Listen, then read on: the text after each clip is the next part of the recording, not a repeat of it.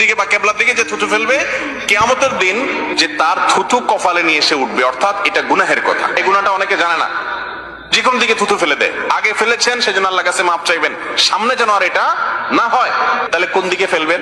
থুতু ফেলার জন্য সবচেয়ে উত্তম এবং সুন্নাহ হলো নিজের বাম দিকে, নিচের দিকে বা কেবলার দিকে যে থুতু ফেলবে, কিয়ামতের দিন যে তার থুতু কপালে নিয়ে এসে উঠবে, অর্থাৎ এটা গুনাহের কথা। এই গুনাহটা অনেকে জানে না, যে কোন দিকে থুতু ফেলে দেয়। আগে ফেলেছেন সেজন্য আল্লাহর কাছে মাপ চাইবেন, সামনে যেন আর এটা না হয়। তাহলে কোন দিকে ফেলবেন?